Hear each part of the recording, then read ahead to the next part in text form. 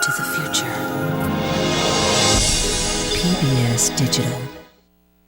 This program contains graphic imagery. Viewer discretion is advised. Good evening. I'm Robert McNeil, and welcome to America at a Crossroads. Another bomb has sent shockwaves through Spain. The train bombing in Madrid was a wake-up call for all of Europe. They yelled that they had 20 kilos of explosives and were going to use them. The government is in war with Islam, and that's why we hate the government and its system. They should be aware what it means to be Muslim in this godforsaken country. We are at war, and I'm a soldier. The bombers were homegrown terrorists born in the United Kingdom. Now we follow the trail of Europe's homegrown terrorists. I thought, oh my God, it's coming closer.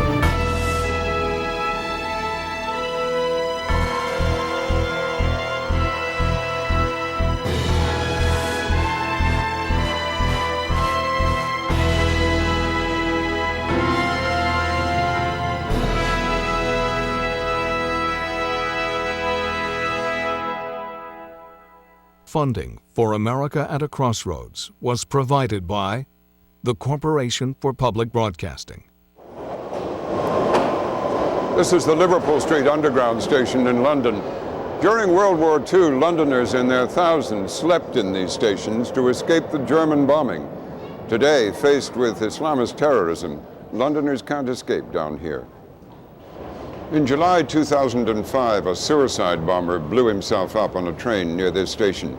In 4 coordinated attacks that morning, 52 commuters died and 700 were wounded. Unlike World War II, the enemy wasn't foreign, but homegrown terrorists. And that deeply worrying phenomenon has occurred across Europe. Tonight we look at this dismaying awakening in Britain, Holland, Italy, and Spain. We begin in Spain to see how police uncovered those behind the savage train bombings in Madrid and how that trail led across Europe. This film contains some dramatization or recreation based on official records and surveillance cameras. Europe, home to nearly 20 million Muslims. For decades they came, immigrants from North Africa and the Middle East, in search of work and a better life. But among today's young Muslims, that better life seems elusive. Many remain on the margins of society, aimless and frustrated. They should be aware what it means to be Muslim in this godforsaken country. After 9/11, Al-Qaeda reached among them, keen for new partners in its holy war. A few, inspired by bin Laden, angered by world events, turned to violence. Theirs was a new kind of jihad, fought in their home cities against fellow citizens. This is the story of how that new threat first emerged in an unsuspecting Europe and opened our eyes to the devastating potential of homegrown terrorists.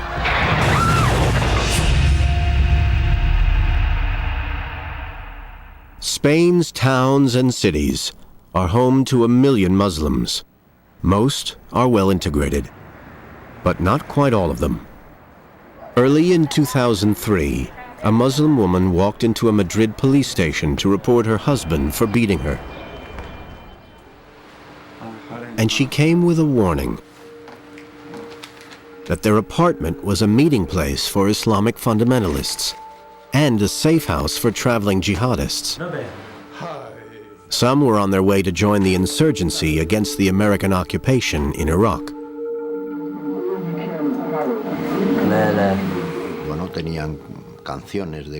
They sang songs about jihad, and they were passing round films about Afghanistan and Iraq.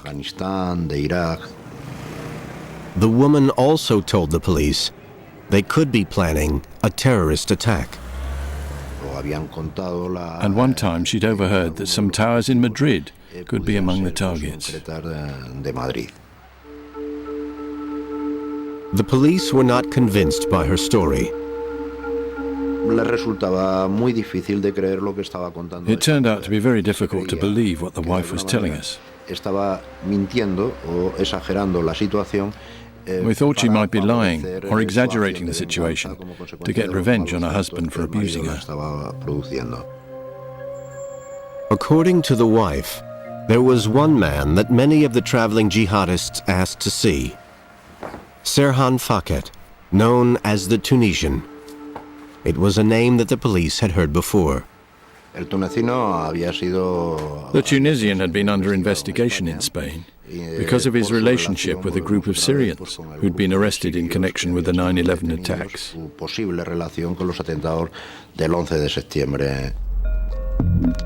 But that investigation had turned up nothing to concern the police about the respectable Tunisian. Came to Spain because he was studying in Spain. He was a legal citizen in Spain, and really he bring no attention to him because of his open behavior. After studying for a doctorate, the Tunisian had gotten a job working here, in the cafe of Madrid's main mosque. I think we have no specific information about Serhan. I don't think he was a person who has to bring our attention in order to be investigated for any activity here in Spain. Unknown even to his neighbors, the Tunisian was organizing jihadist meetings in the woman's apartment. Spain was a close ally of America in its war against terror. But the authorities didn't think that they would be a target for terrorism themselves. The general consensus was that Spain was not under direct threat from any Islamist group whatsoever. In May 2003, they were given pause for thought. Terrorists strike at the heart of Casablanca. At least 5 different bombs were set off, some by terrorists who also blew themselves up. Morocco, just 8 miles from Spain's southern border, was rocked by 12 simultaneous suicide bombings. I think that was the Rubicon crossing, let's say, when I thought, oh my God, this is coming closer. Many of the dead had been at this Spanish club, enjoying a Friday evening out. The bombers were locals, unsuspected of links to Al-Qaeda. In Spain, intelligence units began to take note, keen to learn the lessons of the Casablanca attacks. We noticed that they adapt to the local situation. And the local situation in Morocco was to select these young people, be recruited, radicalized, and then there will be something similar in Spain that we have to be aware of. Police began to take more seriously reports of radical groups on the fringes of Spain's Muslim community, especially the Tunisians. Phones were tapped and a surveillance operation got underway. It wasn't continuous surveillance, it was sporadic surveillance. Really, we didn't have sufficient resources for the investigation. The police weren't geared up for an Islamist threat. They had hardly any Arabic speakers. We couldn't get the telephone conversations translated quickly enough to be of any use.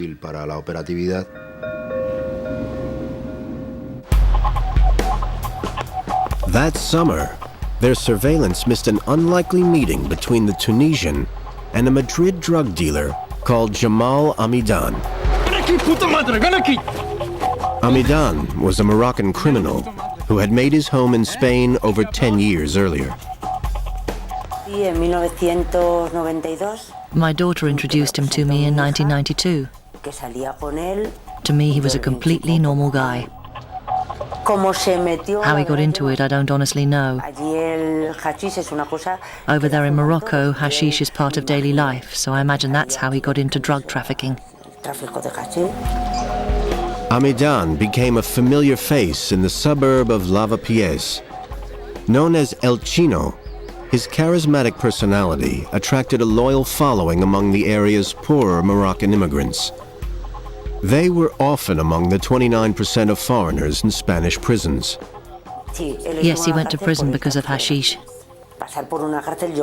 Going to prison, well, it can change you. Chino and other Muslim prisoners were a captive audience for radical Muslim clerics now looking to turn criminals to jihad. Yet on the streets of Madrid, there was little to suggest that he had even found religion. He used to go to parties and discos quite a lot. He drank normally, got on well with everyone. And I never saw him pray or ever enter a mosque at all. But Chino did pray. His mosque was away from prying eyes. Chino had become part of Takfir wal Hijra, an extreme violent group, devout in private, but free to ignore the laws of Islam when preparing to fight their jihad. Takfiris believe any means are justified to fulfill their duty, the destruction of Western society.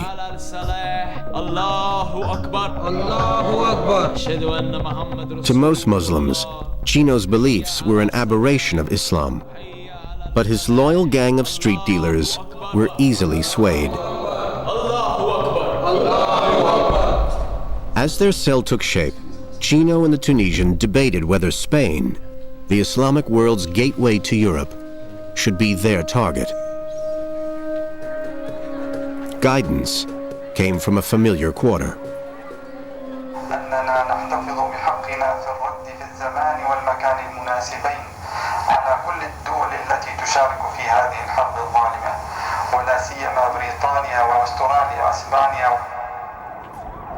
Osama bin Laden had issued a fatwa, and for the first time, Spain was an explicit target.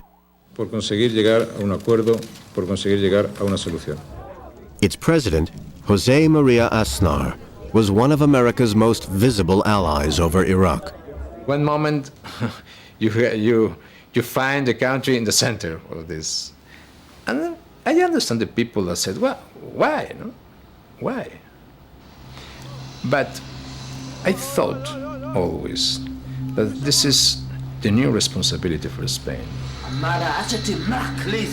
At the earliest opportunity, Aznar had pledged his support for the invasion of Iraq and committed Spanish troops to enter the country after the war. The policies that promote freedom, that promote democracy, to look my country between the two more important democracies in the world, the United States and the United Kingdom, is a good place. No, personally for me, that as well, but for my country. It was not a popular position at home, least of all with young Muslims like Chino, who saw the West's involvement in Iraq as the latest example of Muslim oppression.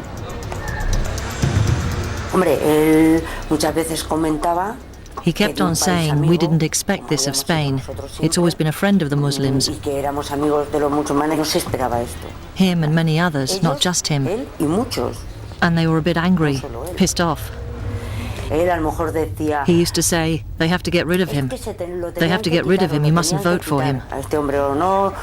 Because, he said, they're killing our brothers. With Spain a declared target of Osama bin Laden, the country's state of alert was raised to red. Yet the most senior police officers still saw no sign that an attack was imminent.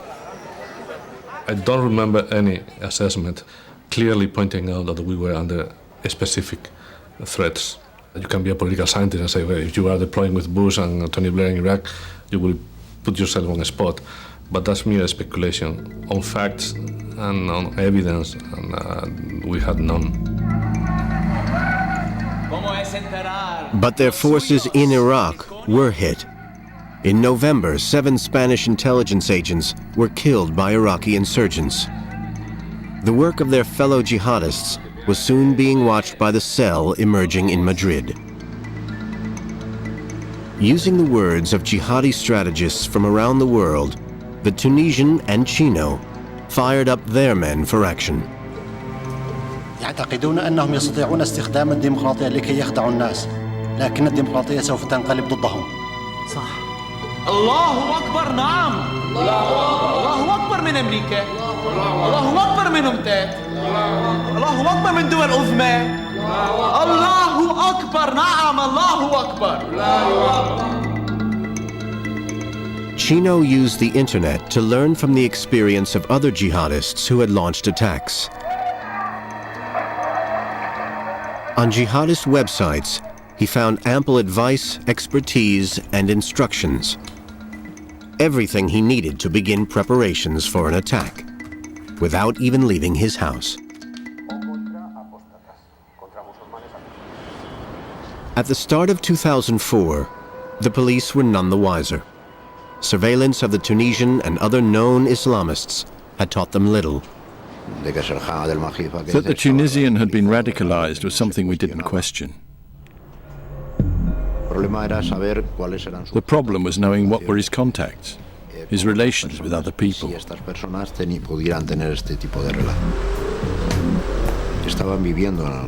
He was living within the community. He was a person who went to work daily. He didn't do anything out of the ordinary, apart from adopt certain security measures.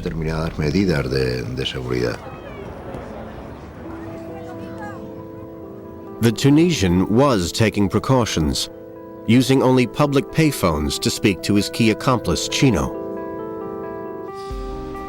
The police remained unaware of their relationship. To them, Chino was just another drug dealer.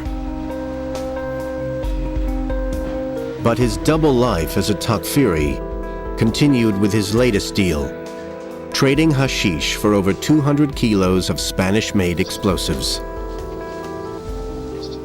And having found them, he would oversee their theft and transfer to Madrid personally. He'd even found the perfect place to hide the explosives, here, in the village of Chinchon, 20 miles outside Madrid. He liked the countryside. He said to me, I have to get a farm. He told me he'd rented it for a year. He went there almost every day. But he didn't move out. He went back and forth, back and forth. They were doing it up in whatever way they could. I never saw anything odd.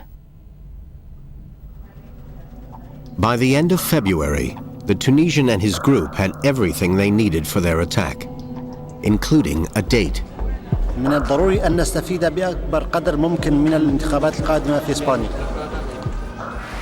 The climax of Spain's election campaign was approaching. La victoria el 14 de marzo en las elecciones generales. But the authorities had no idea of the terrorists' plans. La España de las autonomías. And they were about to lose sight of the Tunisian for good. Surveillance of the Tunisian was stopped. This was due to personnel problems, because the same unit had to cover preparations for the wedding of the Crown Prince of Spain.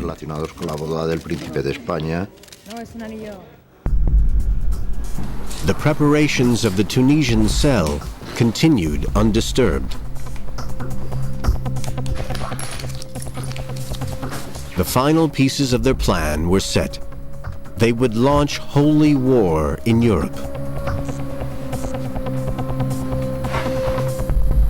By bringing down the roof of Madrid's central train station on thousands of their fellow citizens.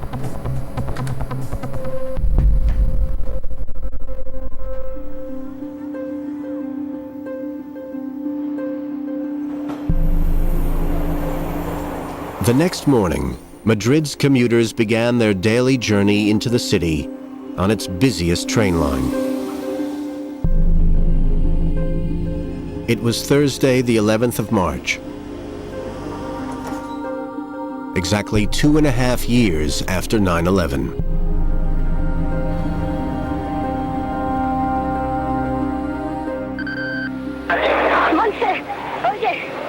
Estoy en Alto Chavi, ha habido una bomba en el tren y hemos tenido...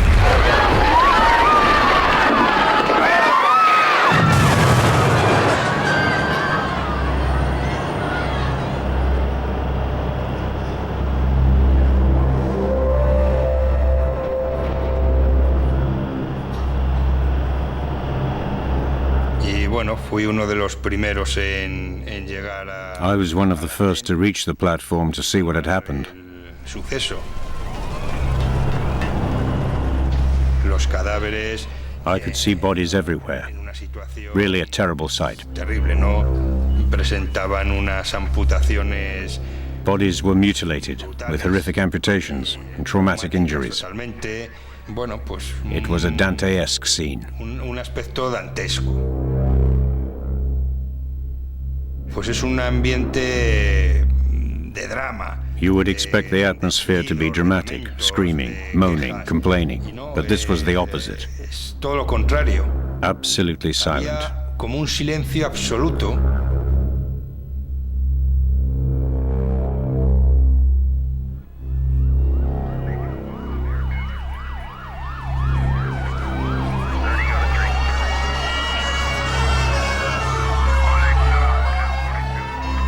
The entire city was in turmoil. 3 other trains were hit, one outside the central Atocha station, and 2 more at stations along the same line. In total, 10 bombs exploded in 4 packed commuter trains. Thousands of people were caught in the chaos. Thousands more injured.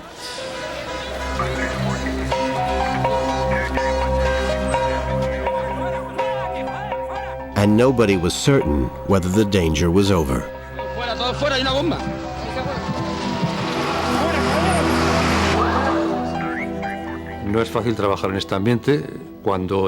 It's not easy to work in this atmosphere when you've been warned there could still be another bomb.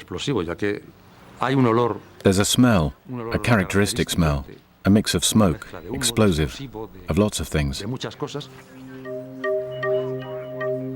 Forensics officers got to work, combing the wreckage, bodies, and bags for any evidence that might help identify the bombers. Their colleagues already had an idea who was responsible. The normal pattern was to think that ETA was behind all the attacks, mainly in Spain. ETA, or ETA, had been bombing Spaniards for over 30 years as part of an armed campaign to gain independence for the northern Basque region of Spain. Especially the government in Spain was concentrated in the terrorism of ETA. Only 3 months earlier, ETA had been caught trying to bomb trains in Madrid. Everyone was talking about the ETA, so I assumed logically that it was ETA. But the scale of this attack soon provoked doubts. I thought this does not fit ETA's MO. If it was ETA, they must have gone mad. It was something they'd never done before. When the bomber's van was discovered hours after the attack, the doubts grew. When we carried out the inspection, we found a bag with some detonators. 7 detonators and the small remains of a cartridge of dynamite. ETA had not recently used explosives of this kind. They hadn't used Spanish-made explosives for some years. We also found some tapes with music and what seemed to be prayers in Arabic. The evidence began to suggest that it was Islamic terrorists who were responsible for the bombing. The counter-terrorism officers, whose job it was to monitor Spain's radical Muslims, couldn't believe it. The Islamist specialists were overwhelmed by the situation. It can't be. They can't have done this to us. How is it possible if we've got them all under surveillance? They said it definitely couldn't have been the Islamists. That was the situation at the time. ETA experts who were saying it couldn't be them, and Islamist experts who were saying it couldn't be them either. As March 11th drew to a close, 191 people were dead. A country in shock expected action. Early the next morning, the police got their first real lead. Sorting through the thousands of bags left on the trains, they discovered an unexploded bomb. The alarm was programmed for 7:40, which was when the rest of the bombs blew up. Deactivated and deconstructed, The failed bomb was a goldmine of information. We had a cell phone which was the same brand and model as those used in the Bali bombings in October 2002. We also had a SIM card that could be identified and tracked, just like the cell phones. The police soon traced the phone cards to the owner of a shop in Lavapiés, whose identity set off instant alarm bells. His name was Jamal Zougam. Jamal Zougam had been investigated by the police many times before. In Casablanca bombing, for suspected membership of the group Takfir wal Hijra, and for allowing his apartment to be used as a safe house by Mujahideen on the way from Afghanistan. Zougam, another Moroccan with ties to the Tunisian, was arrested. Eyewitnesses confirmed they'd seen him on one of the bombed trains. We started investigating his friends, his contacts, and arrests took place. This led us also to the Tunisian, of course. But the problem was that the Tunisian had disappeared. He couldn't be found. Serhan, the Tunisian, who had been under surveillance for 8 months before the attack, had quit his job and gone to ground. He and his accomplices awaited the impact of their attack on the Spanish people. But it was not what they expected. Responsable de este atentado es la banda terrorista ETA. Before the first arrests, millions of Spaniards had taken to the streets in a show of unity against ETA, the presumed culprits. Although the investigation had turned to the Islamists, the government kept the public focus on ETA. Esta es la prioridad en la investigación y hay que avanzar y profundizar en esa desde el primer momento hasta el último. 90% of the Spanish people had opposed Aznar's decision to send troops to Iraq. Any suggestion that the bombing was linked to that policy might lose his party the election. The next day, the bombers released a tape that removed all doubt.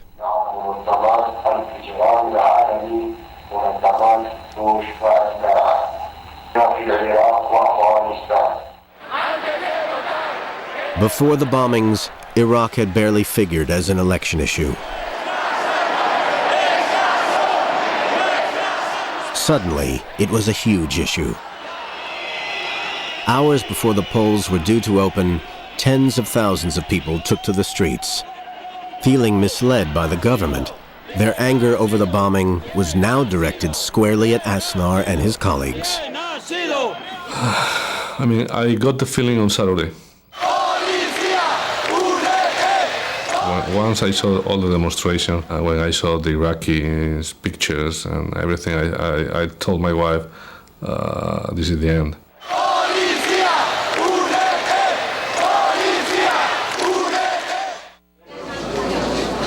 The next day, the voters threw Aznar's party out of power. This is the decision of the Spaniard people, and I respect. But if the objective of terrorists was to provoke a situation for change government, this is a victory for terrorism. Incoming socialist president José Luis Zapatero confirmed he'd implement his long-standing policy to withdraw Spanish troops from Iraq.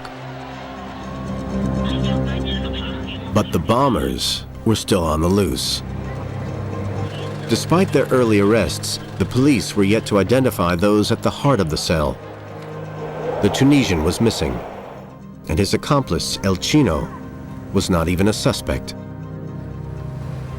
1 week after the bombings, Chino returned home, eager to discover how the attacks had been received.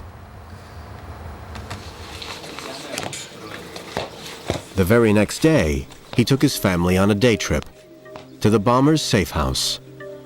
It was a special occasion. My daughter said it's Father's Day. Come over and join us and have some paella.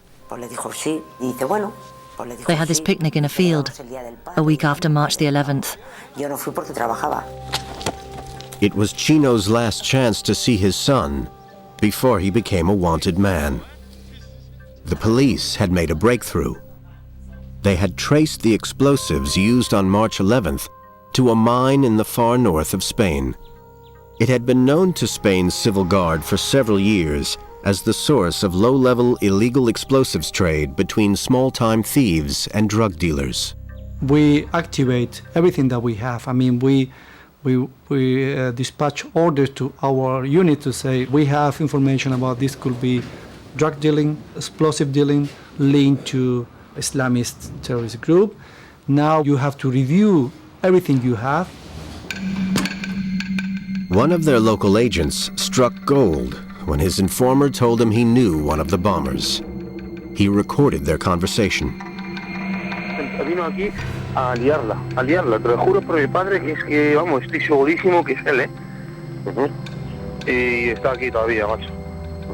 ¿Tú estás seguro que ese tío tiene algo que ver? Tronco, escúchame, tiene detonadores, tiene mandos a distancia de 300 metros, tiene goma 2, o sea que... Bueno, pero... ¿Qué quieres saber más? ¿Qué quieres que te diga más?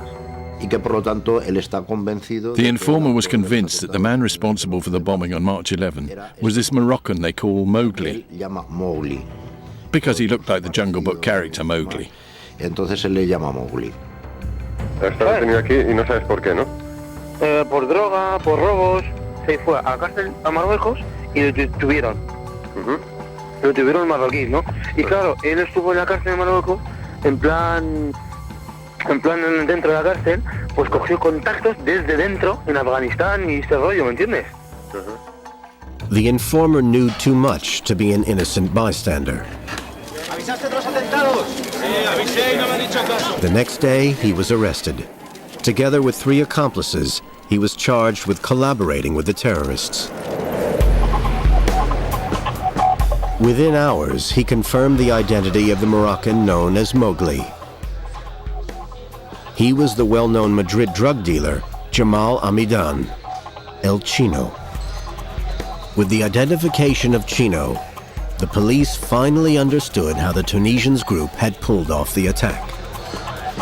Jamal Al-Midan, El Chino, was the connection between the whole network, because in this person was everything concentrated.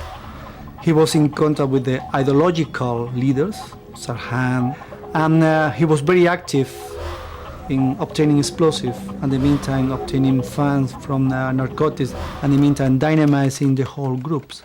Really, Jamal Al-Midan, I think he is a key figure of the 11 of March attack. The police knew who they were after, but not where to find him. Chino had disappeared again. The pace of the search quickened. Known associates were rounded up, and within days, the bomber's safe house in the country was located. The house in Morata was searched. We found detonators there, including used ones. And there was also evidence that they had carried out experiments with explosives there. For the forensics experts, it was a treasure trove. Among the evidence, they had the proof that Chino and the Tunisian had both been in the house. We found personal objects of all kinds: clothes, underwear, bedclothes, objects that had been used.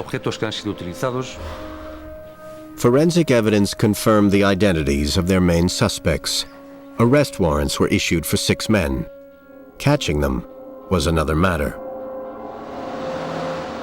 The manhunt was more urgent than the police knew.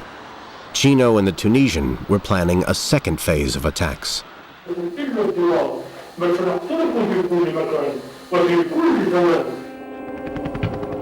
Their jihad would continue on April 2nd. Another bomb on another railway line has sent shockwaves through Spain. Discovered by rail workers, it was a near miss. Carefully placed for maximum impact, the bomb would have destroyed the train and claimed hundreds more lives. Now helicopters and army vehicles are to guard railway lines in Spain. The bombers had always intended that their attacks would culminate in martyrdom. Me parece que fueron 2 o 3 días. He called and said, "Take care of yourself, the boy and the family. Be careful. Many things are going to happen, but I cannot tell you what. Just look after yourself and never leave my boy. Perhaps I won't see you again." And that was it. The next day, cell phones that police had been tracing since March 11th led them to an antenna in another Madrid suburb. It's an antenna that covers a specific area. Which of these houses then? Which of these houses were the terrorists staying in? Officers dispatched to the neighborhood discovered that an apartment had recently been rented to a group of Arab men. So they waited for some discreet surveillance equipment to arrive. But at that point, someone left the apartment to throw out the trash and suddenly started to run away. Realizing he'd been spotted, he shouted to his friends inside the building.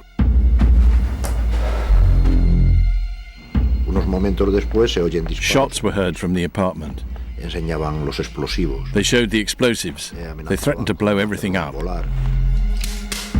Inside the apartment were the Tunisian, Chino, and 5 others. The heart of the terrorist cell. Virtually the entire leadership of the police now converged on the jihadists who had eluded them for so long.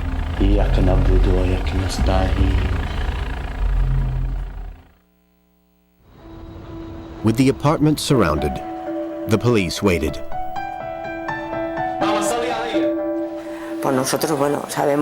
He called his mother. He said he was going to die. He asked her to forgive him and told her he loved her very much. He didn't give any further explanations, but just said he would always treasure her in his heart. Through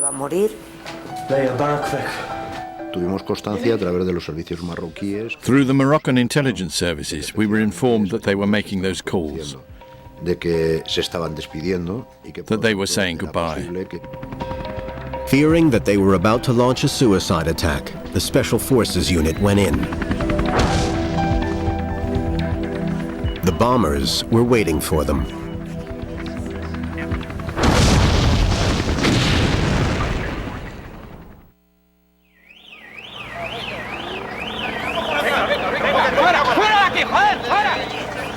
The blast killed one of the police team and injured 11 others. Chino, the Tunisian, and the other 5 bombers were all dead. Me sentía contento, porque los teníamos allí. I felt happy because we got them, the authors of the attacks. I was satisfied because I felt that all our efforts had brought about a positive result and that we'd prevented the possibility of their carrying out more attacks.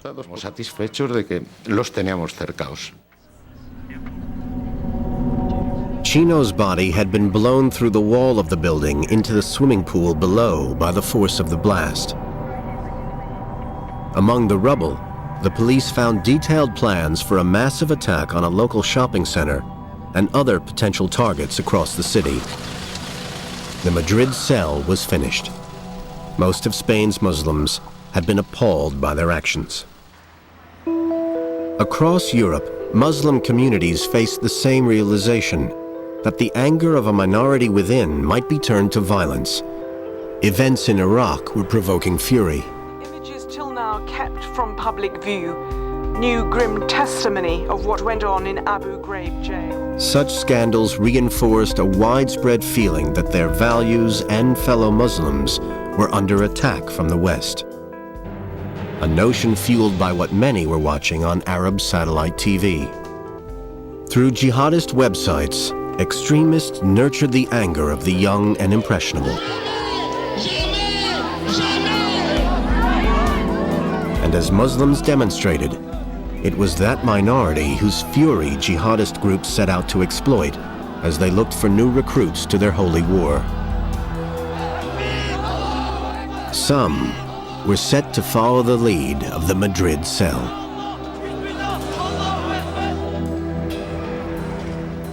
Here, in the Italian city of Milan, prosecutors were about to discover how some young Muslims were being prepared for jihad. Spanish police alerted them to a terrorist they had tracked to the city. In particular, they pointed out that one man who was linked to the people thought to be involved with the Madrid attacks was in fact in Italy. Si trovava nel territorio dello Stato italiano. His name was Rabeh Osman. A veteran jihadist, he had spent time in Afghanistan, Germany, France, and Spain, where he'd also worked closely with the Tunisian. The Italians immediately put Rabeh under surveillance. Abbiamo deciso un intervento abbastanza veloce, nel senso che era... We had to act quickly. The suspect was continuously followed and listened to constantly. Recruiting one of Europe's young Muslims, he knew exactly how to make an impact. شايف بيعملوا ايه باخواننا في العراق؟ شايف بيعملوا ايه باخواننا العرب؟ شفت السجون، شفت الإذلال. الحل الوحيد هو الالتحاق بالقاعدة. انت عارف ان المكافأة لمن يختار الموت ليس لها حدود. Rabeh was one of a generation of veterans who'd been tasked with shaping the future of jihad 4 years earlier by a senior Al-Qaeda thinker. هم مدعوين أن يشكلوا سرايا يقاوموا هذا الصائب كل بمفرده سرية كما ذكر ابن القيم شكل رسول الله صلى الله عليه وسلم. Rabeh's latest protege was one of a number of young men and women in Europe being carefully prepared for jihad. This young man was learning many things from Rabeh, and he was also making important decisions.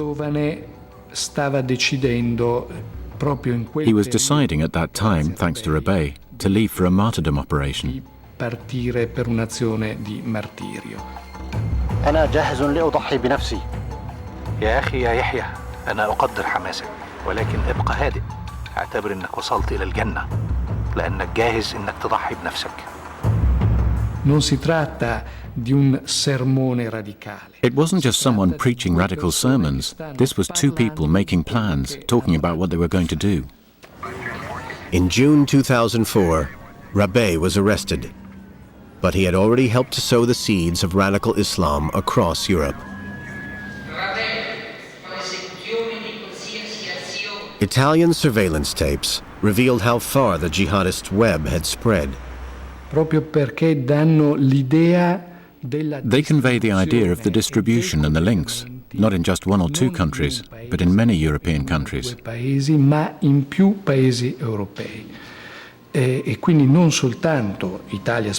So not just Italy and Spain, but more specifically Belgium, France, Germany, the Netherlands, the United States. Many of these countries were yet to face the reality of an attack. Their publics remained unbothered and untouched by the nascent threat. But some of Europe's young Muslims felt increasingly at odds with societies in which they felt no place and saw no future, distanced from the mores of their immigrant parents and detached from the secular culture of their own country. In their search for identity, a minority were seduced by the radical ideology of Islamic fundamentalism. It played on their sense of alienation and persecution. They should be aware what it means to be Muslim in this godforsaken country. And it gave their anger a voice. We've been born in what you can call the cesspit, the trash bin of humanity. The democratic societies they attacked were unsure how to react.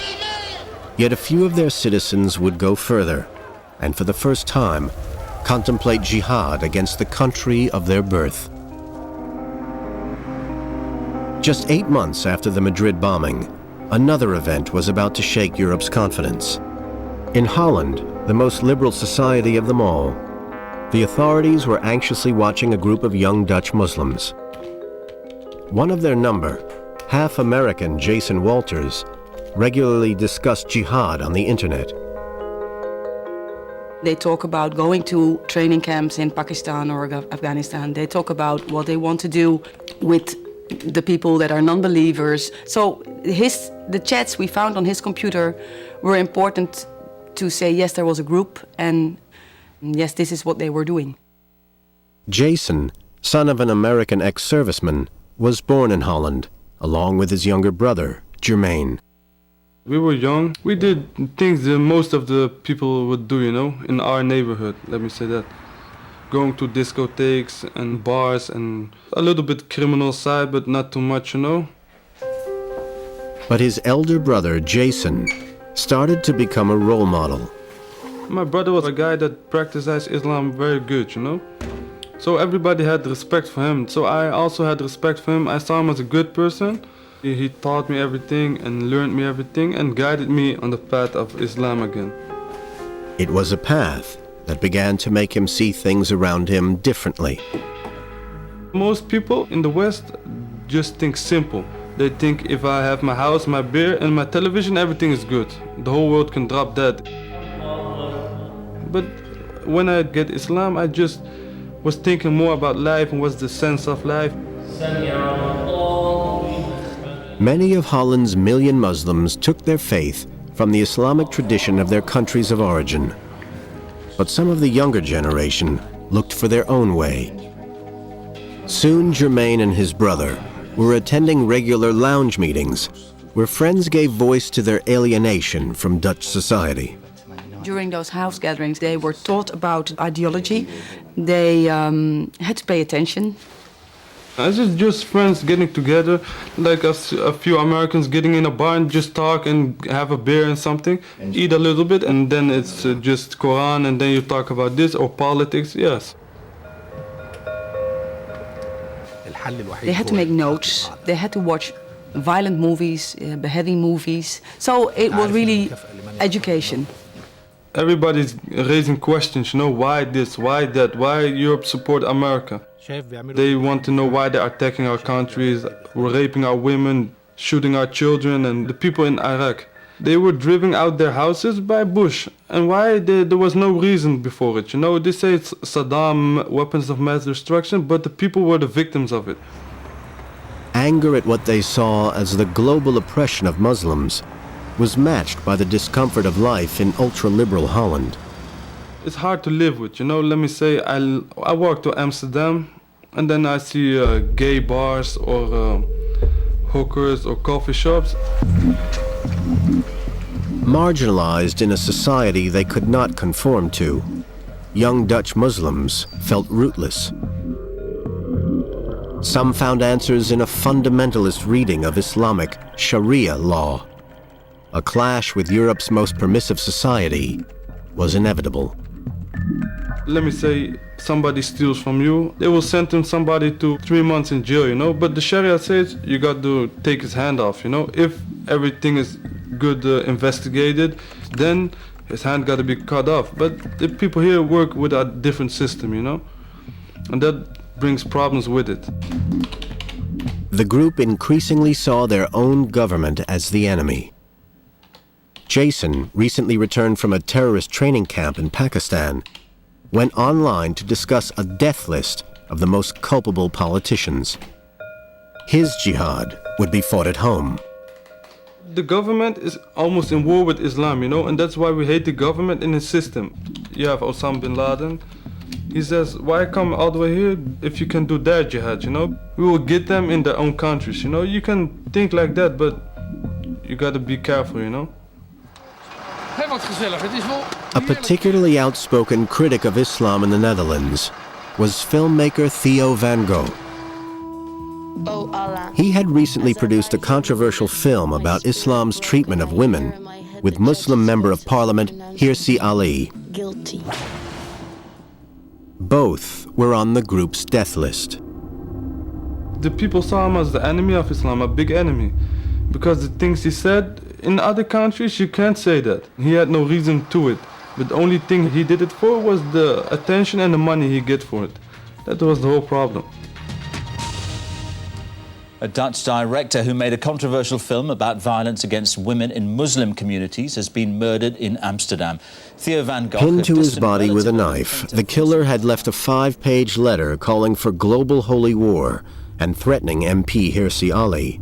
It went on to state that the United States, Europe, and other non-believers of Islam were going to meet with disaster. Witnesses, the attacker shot the stricken filmmaker half a dozen times to make sure he was dead. Van Gogh's killer was friend of the Walters brothers and a host of their lounge meetings, Mohammed Bouyeri. He was just a normal person. You won't see something special about him, just a Muslim practicing, but not a special one or something. It was a landmark in the jihad. The first attack in Europe to be carried out by a Muslim born and raised there. I was shocked about it because I didn't expect it. But there was a sense of, happiness or. Across Holland, members of the group were rounded up.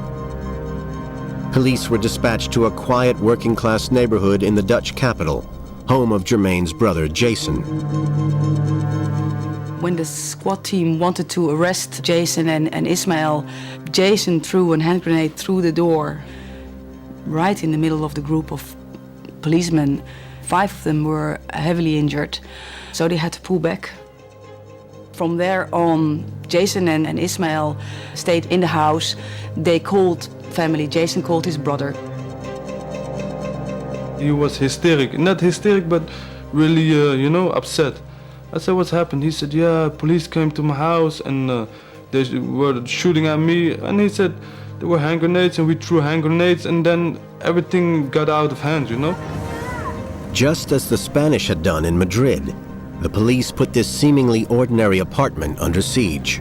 They yelled from the window that they had 20 kilos of explosives and they were going to use them. This was quite a situation. Er hebben politie, scherpschutters en antiterreureenheden. I watched the TV. I saw my brother's house surrounded, maybe 500 policemen, 5 helicopters, SWAT team, everything. Everything they had in the Netherlands, they brought out for just 2 guys. Een ambulance was het enige zichtbare bewijs. After 14 hours, the siege was brought to an end. Shot in the shoulder, Jason and his roommate were arrested. In common with many would-be jihadists across Europe, Jason and his friends presented themselves as an innocent study group, but the mask soon slipped. Where the others maybe were saying, we were a group, but only a group of friends. That's at least what they were sort of trying to say. But then Samir A said, yes, I know all of them. Yes, we all came in the lounge gatherings, and yes, we have one ideology. We hate all of you. Boom. There it was. Jason Walters was sentenced to 15 years in prison. His brother Jermaine was also arrested under suspicion of planning an attack. But after 6 months in prison, he was released without charge. They know you are innocent and there's no proof against you, but they let you there. And the claim you have on your head now, everybody knows me as a terrorist now. So how do you distinguish between a radical Islamist and a potential terrorist? Action, violent action, or preparation for action. There's the difference. The one is a mindset, and the other one is the mindset comes to action. And yes, where is the division? That's difficult, but you need action. After Holland, the action got worse. The Prime Minister said he was shocked to learn that the bombers were homegrown terrorists born and raised in the United Kingdom. 56 deaths in London drove home the realization that this new threat was here to stay. He had a respectable job as a classroom assistant, but Sadiq Khan was in fact a terrorist. We are at war and I'm a soldier. With homegrown terrorists like this London bomber so hard to spot, debate rages over where to draw the line. Sometimes we have the impression that we have to wait that still somebody is killed, then we have the right, then we can act, because before someone is killing, nothing is punishable. I don't think this is right. Good morning. Sears Tower terror plot. In Europe and America, the pressure to prevent more terror attacks is greater than ever. The challenge is to protect the rights of individual Muslims. Get the balance wrong, and the risk is increasing Muslim anger. Lose the battle for their hearts and minds, and more young Muslims might be encouraged to join the jihad.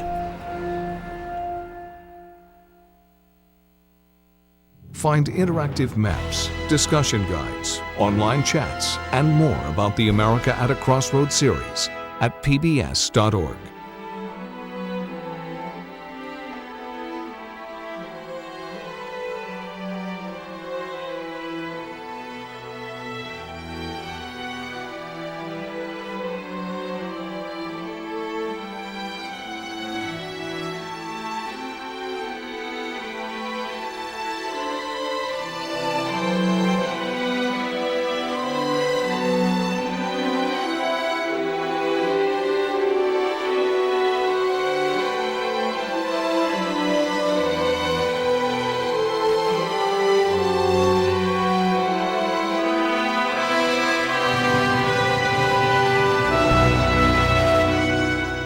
Funding for America at a Crossroads was provided by the Corporation for Public Broadcasting.